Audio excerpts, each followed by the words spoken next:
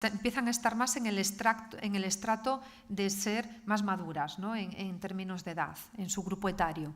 Esto significa que no consiguen trasladarse a otros sectores de actividad o la dificultad que tienen para salir de este trabajo. Es decir, el servicio doméstico y el trabajo de cuidados es el inicio de la trayectoria laboral y en muchos casos es el final de la misma. Es difícil salir de esa situación, sobre todo a partir de la crisis económica. ¿Por qué? Porque ha creado una sensación entre las mujeres trabajadoras de hogar de volver a empezar en todos los términos laborales, a volver a empezar unas condiciones de empleo peores, a volver a empezar a trabajar por menos dinero por hora, a volver a empezar a trabajar cogiendo trabajos más intensivos de cuidados, ¿no? Es decir, es el término de volvemos a empezar. Ellas definen, o en las entrevistas, en el trabajo de cualitativo, es una frase que aparece con mucha fuerza entre las mujeres que trabajan en el sector doméstico y de cuidados. Y además, también cabe mencionar que en los últimos años está empezando a tener una cabida muy relevante los hombres, sobre todo para el trabajo de cuidados, que también merece un análisis específico y que también se están haciendo cosas en este terreno en España y que luego podemos comentar también.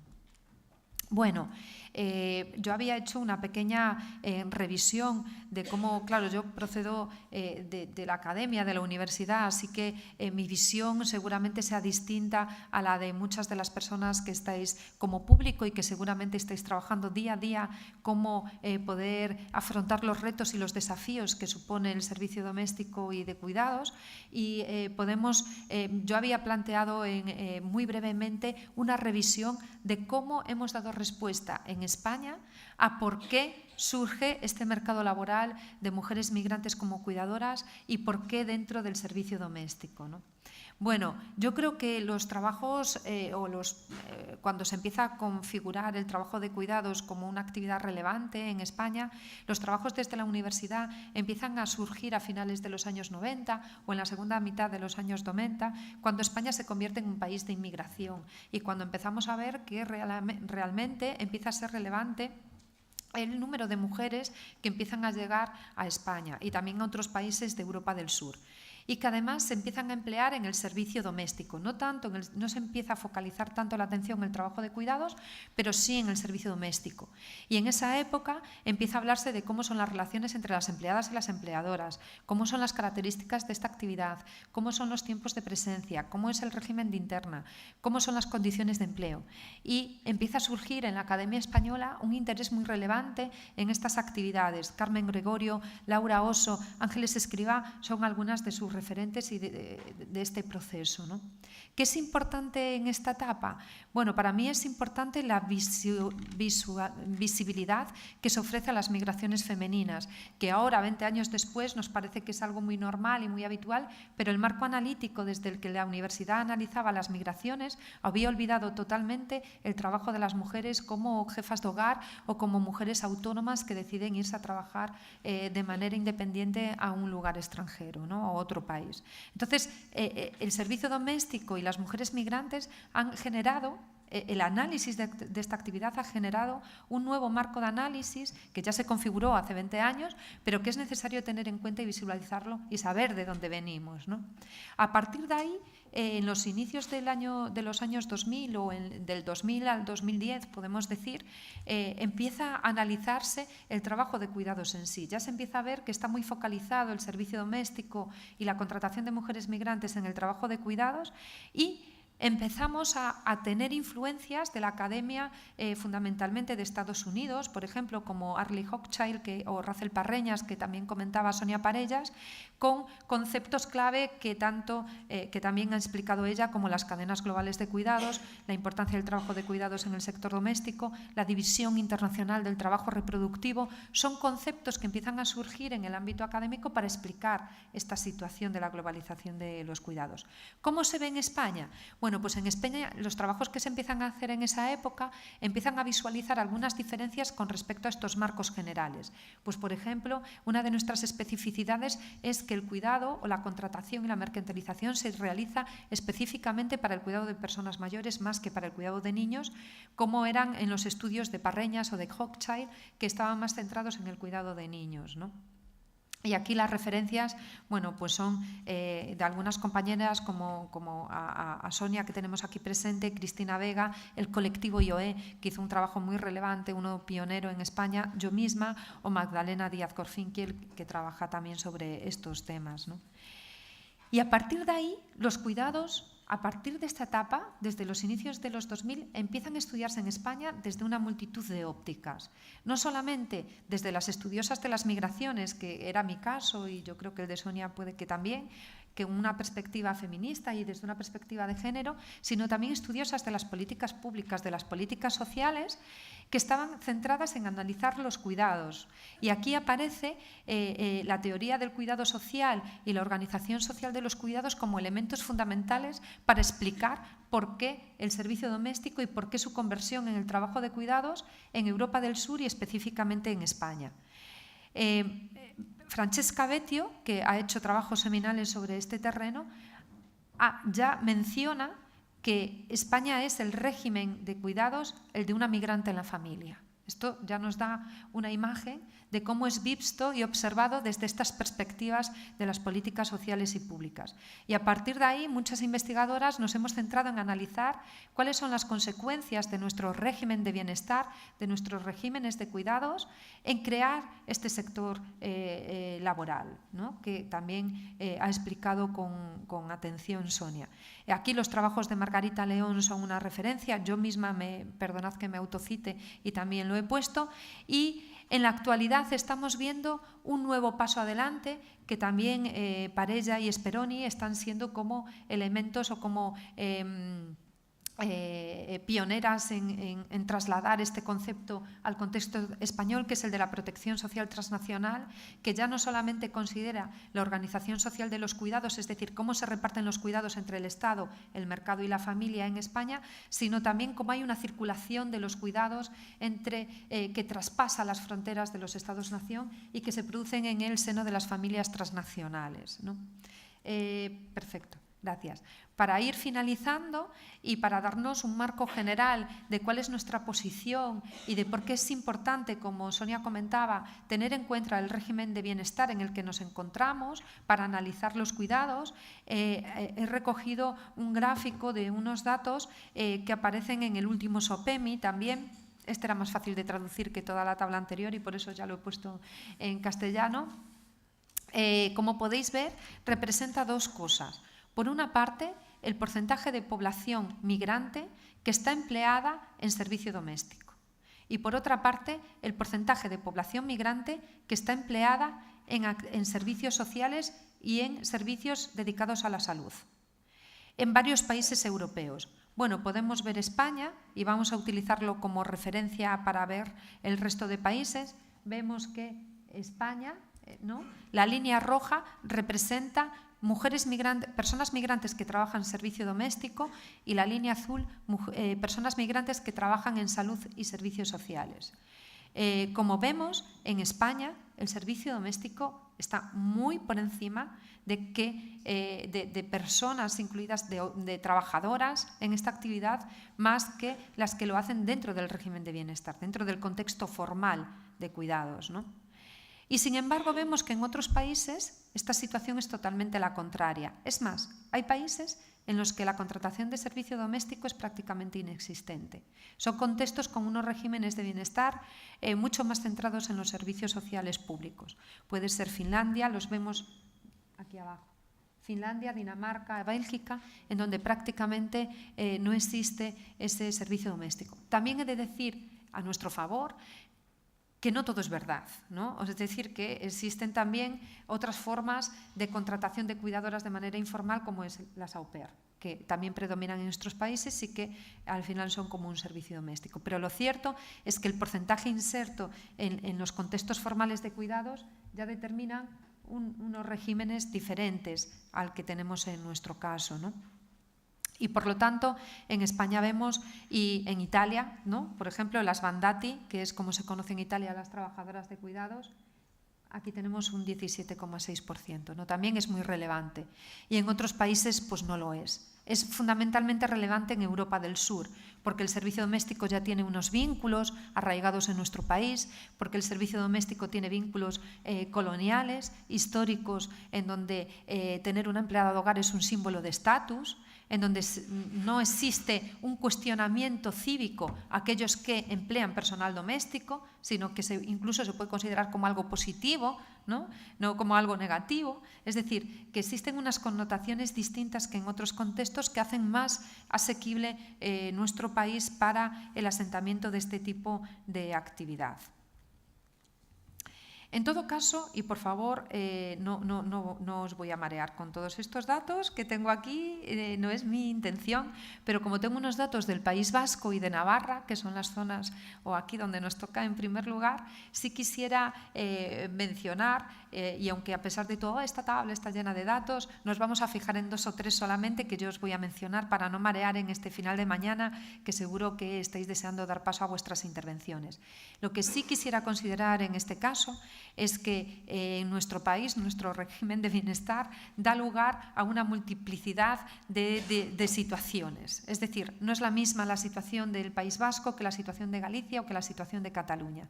Tenemos un marco estatal de cuidados de larga duración, que es la Ley de Dependencia, y que sí tiene ese marco estatal, pero la forma de su implementación en las comunidades autónomas es tan diversa. Y además tenemos una gobernanza multinivel que da lugar a una situación muy divergente de situación, una divergencia de situaciones que para analizar las repercusiones de las políticas públicas en este sector de trabajo doméstico es muy complicado. Yo solamente quiero poneros como ejemplo que yo comencé mi tesis doctoral intentando analizar una situación que se daba en Galicia y en Navarra. En Galicia había menos servicios públicos y una red de servicios sociales menos fuerte que en el caso de Navarra para la atención de los cuidados de larga duración. La incorporación de las mujeres nativas al mercado de trabajo también era menor. Tenemos una renta menor también. Y la incorporación de las mujeres migrantes era mucho menor. En Navarra, en este sector de cuidados. En Navarra la mercantilización de las familias era mucho más elevada que en el caso de Galicia, a pesar de tener una red de servicios sociales mucho más fuerte. Es decir, la existencia de una política pública y una red de servicios sociales hacia los cuidados fuerte no significa que no vaya a existir un mercado de cuidados informal y precario. Y ese es el caso que podemos ver en el País Vasco, por ejemplo, ¿no? Aquí podemos ver que el porcentaje de familias, según los datos EDAD, de la encuesta del año 2008, que tiene muchos años ya, pero repito que son los últimos, el 20% de las familias del País Vasco con personas mayores tienen contratada a una cuidadora en el régimen del servicio doméstico. La cifra en Galicia es del 9,4, ¿no? Es decir, que hay una diferencia muy fuerte entre unas y otras regiones. ¿Por qué? Bueno, no voy a ahondar en esta tabla en sí, sino que voy a resumir el resultado para que podamos entenderlo. País Vasco ofrece una mejor servicio de ayuda a domicilio con una mejor cobertura de las prestaciones económicas para cuidados, al igual que también lo hacía Navarra, y las mujeres autóctonas están mucho más incorporadas al mercado de trabajo. Y quizás sea ese el indicador que demuestra en más medida que se externalicen los cuidados, al no haber una transformación de cómo se organiza en el interior de los hogares, ¿no? Como una posible explicación. Quizá eso se modifique o se esté modificando y necesitamos más información y más estudios para llevarlos a cabo, ¿no? En último lugar, y para terminar en estos 3 minutos que debo de tener, para finalizar, yo había planteado unas preguntas clave que pueden suponer desafíos o retos y cómo contestarlas, ¿no? ¿Cómo podemos contestar estas preguntas? Bueno, ¿cuál es la función que cumple el servicio doméstico? Como vemos, es fundamental y de gran relevancia en la sociedad española y también en la del País Vasco. La incidencia del servicio doméstico del trabajo de cuidados a domicilio cada vez es más elevada, en unas comunidades autónomas más que en otras, y no depende únicamente de la red de servicios sociales y de su extensión, aunque, ojo, esto no se malinterprete como para que no se haya que extender la red de servicios sociales en Galicia, ¿eh? O sea, que quiero decir que tiene que existir, pero que eso no significa que se acabe con este mercado. ¿Cuáles son las características de esta ocupación que la hace tan compleja para el análisis? Yo creo que ya hemos visto que es la no consideración como un trabajo fuera del régimen especial. ¿Y qué desafíos plantean? Yo creo que también podemos plantear el debate en estos términos. ¿Qué desafíos se plantean para su regulación y para su profesionalización en el futuro? Y en este terreno yo creo que es muy importante tener en cuenta que el Real Decreto 2011 ha hecho una importante labor en su regulación, pero que para su profesionalización hace falta mucho más. Todavía no hay una cobertura por desempleo, todavía es legal el despido por desistimiento, todavía no se considera el trabajo de cuidados como una actividad a profesionalizar, es decir, todavía se plantean unos desafíos realmente relevantes que es necesario dar cuenta con una investigación aplicada, pero también a través de la experiencia que quizá las personas del público puedan tener en su día a día, en su entorno laboral. Y muchas gracias, gracias al ilustrador, que estoy deseando ver su trabajo de esta sesión, y muchas gracias por vuestra atención.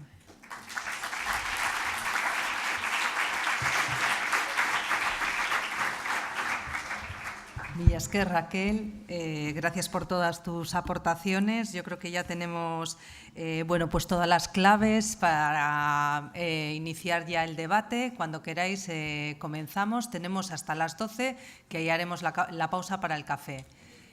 Si alguien quiere hacer alguna reflexión, pregunta, tenemos a 2 personas con los micrófonos y levantáis la mano.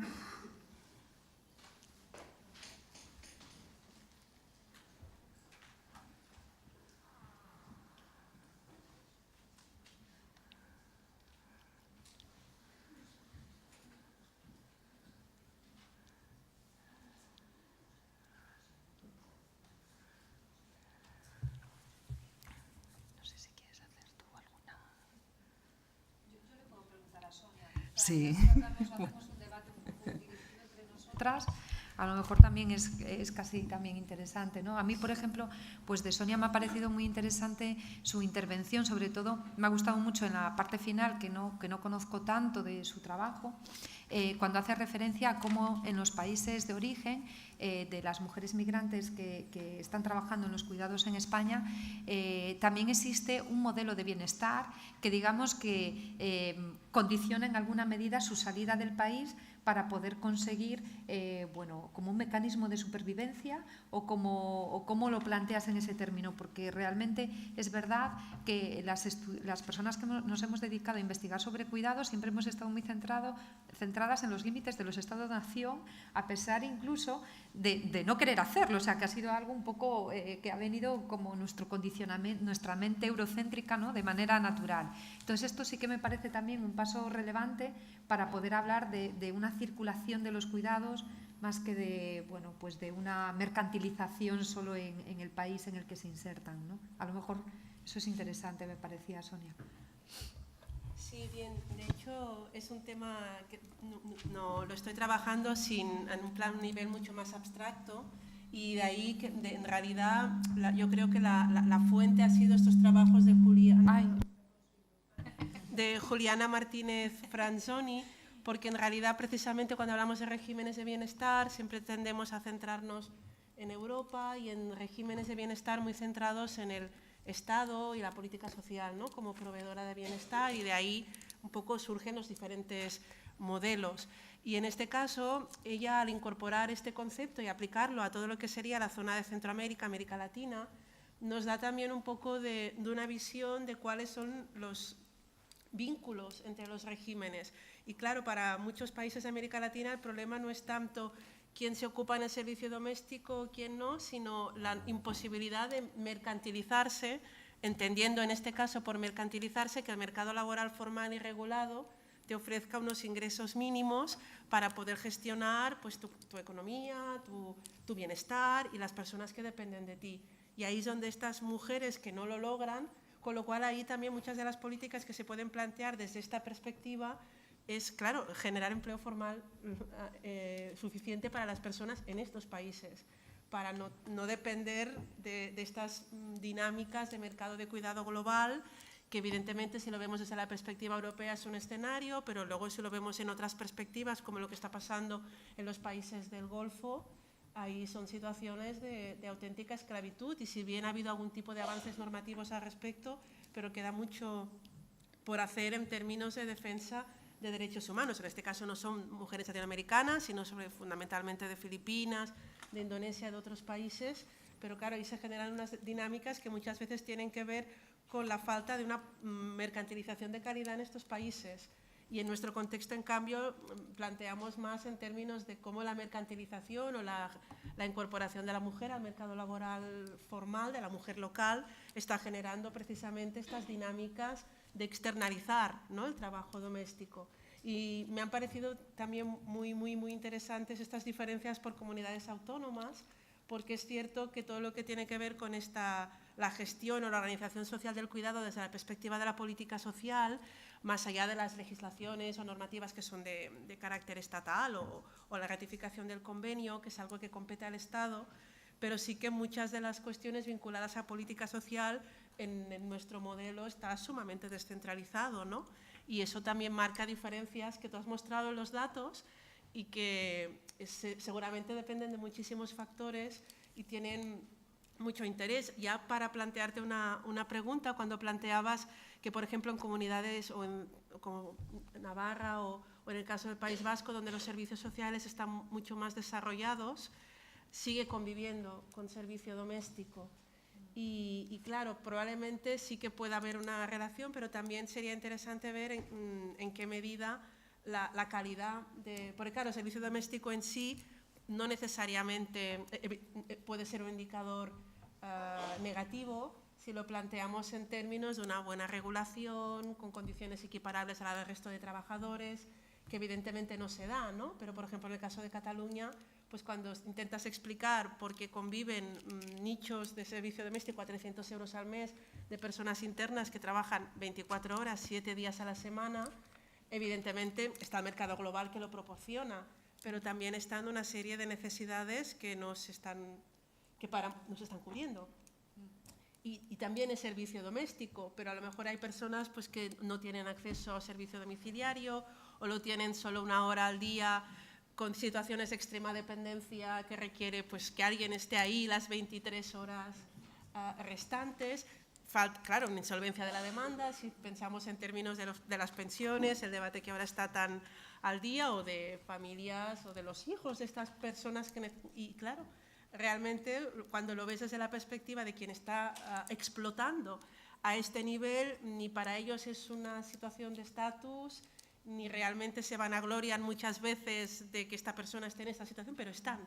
Y hace 5 o 6 años probablemente a estas familias les habría sido complicado, en el contexto de Barcelona o de Cataluña, encontrar una persona, una mujer inmigrante disponible para este tipo de condiciones.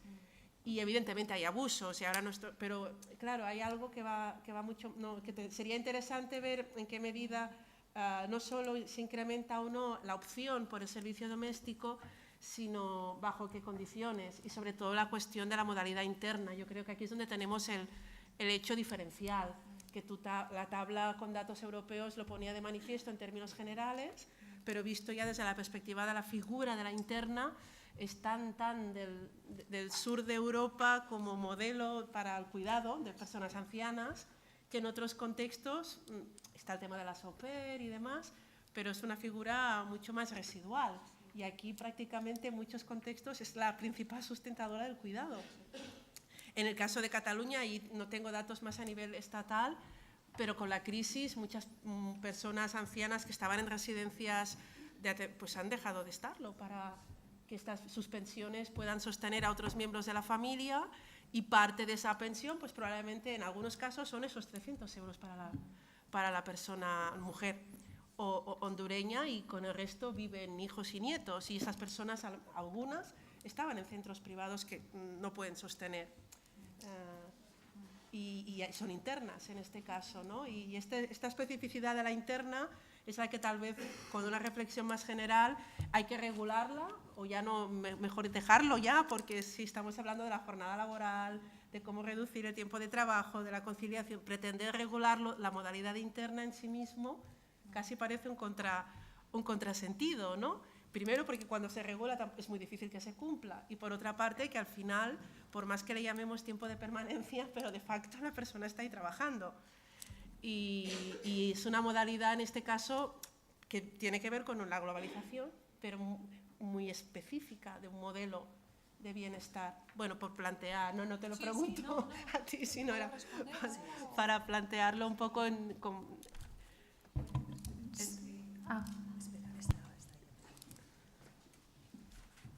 ¿Puedo responder? Sí, luego ya vamos tiene que apagar Sonia perdón. el aparato. Pues sí, así es. De hecho, en los últimos años, con la crisis económica, uno de los regímenes que más se han revitalizado es el de interna. O sea, con eso ya es un indicador, ¿no? Es decir, cada vez el régimen de interna es mayor. Y eso que había desaparecido en los años ya 80 y que era una cosa como muy rara que alguien trabaje en régimen de interna, a raíz del envejecimiento y de las necesidades de cuidados en los hogares, pues empieza a incorporarse y a revitalizarse en nuestro país. O sea, que es una cosa muy interesante, o sea, muy llamativa, ¿no?, con respecto a otros países. Y por otra parte, las políticas públicas, evidentemente, en España, o sea en Navarra, o sea en el País Vasco, que podemos decir que son punteros, ¿no?, en su red de servicios sociales, tenemos que tener en cuenta que siempre son escasas con las necesidades de cuidados que necesitan las familias y lo que necesitan las personas mayores, porque el servicio de ayuda a domicilio, por muchos usuarios que tú tengas y nuevas altas que tú des, 1 hora o 2 horas no cumplen con las necesidades de cuidados que puede tener un hogar, y el servicio doméstico se mantiene como una opción ahí, ¿no? Y, por supuesto, esto es más lógico que surja en comunidades autónomas con familias con rentas más altas que en otras comunidades autónomas en donde eso no prolifera, ¿no?, o son más bajas, con lo cual pues tiene su sentido que nazcan en estos contextos, ¿no? Y efectivamente esto necesita una reflexión, y las políticas públicas también necesitan una reflexión, sobre todo las asociadas a la ley de dependencia y las prestaciones económicas que se asociaron a esta regulación, porque en muchas comunidades autónomas dio lugar a una transferencia de ese dinero, de esa prestación económica de cuidados en el entorno familiar, a la contratación de una mujer inmigrante en situación irregular. Y el no seguimiento de esas ayudas y de cómo se estaban efectuando en los hogares dio lugar a la creación también o al fortalecimiento de un trabajo en la economía sumergida, ¿no? Con lo cual eso es también bastante relevante tenerlo en cuenta, de cómo hacemos estas políticas sociales, porque la figura importante de la trabajadora de cuidados en las familias en España es que se ha invisibilizado en la ley de dependencia. Por eso yo comencé también la conferencia hablando de cómo el trabajo de cuidados es tan importante en nuestro país que se ha convertido en un vector de empleo y se ha convertido también en un recurso, ha cambiado como el modelo de cuidados, ¿no? Y eso no se ha tenido en cuenta cuando se han elaborado, por ejemplo, pues la conocida como ley de dependencia, ¿no? Y se ha silenciado esta figura, no aparece en el marco de la misma. Es como que es ajeno a nuestro régimen de bienestar, cuando en el fondo es la forma en la que las familias están solucionando los cuidados dentro de los hogares, ¿no? Y eso también, evidentemente, tiene sus diferencias por comunidades autónomas y cada una pues lo va haciendo de manera diferente. Por ejemplo, en el caso de Galicia, en las últimas entrevistas que hice a profesionales del gobierno autonómico, me decían que ahora sí podían contratar, las personas que tenían la prestación económica de cuidados en el entorno familiar, sí podían contratar a una empleadora doméstica con ese dinero. Presentando, o sea, que una forma de hacerlo regular era presentando el contrato de trabajo de esa cuidadora. ¿Por qué? Porque como tuvo tantas críticas la prestación económica de cuidados en el entorno familiar e incluso se ha paralizado su concesión en algunas regiones, lo que se ha hecho en Galicia es intentar demostrar, o sea, evaluar si realmente el dinero que se estaba otorgando a las familias estaba derivándose en cuidados de la persona mayor. Y una forma de justificarlo es contratando a alguien y presentando ese contrato laboral, lo cual es todo como un poco paradójico, ¿no?, dentro de lo que es la profesionalización de estas tareas. Y que tampoco la norma, además, como tal, incumple la normativa de la ley de dependencia, que dice con muchísima claridad que tienen que ser familiares y no cuidadores contratados. Entonces, claro, todas estas cuestiones, como luego se deriven en cada comunidad autónoma, pues hace que existan diferentes mecanismos en los cuales se formula estas condiciones, ¿no? Y evidentemente evidentemente familias con unas situaciones muy graves de dependencia y de necesidad de cuidados que no puede cumplir, o sea, que hay un tope en la administración pública que no es capaz de resolverlo, ¿no? Y las listas de espera en las residencias lo dice con muchísima claridad, ¿no? Y el encarecimiento de su coste. Es más, yo creo que desde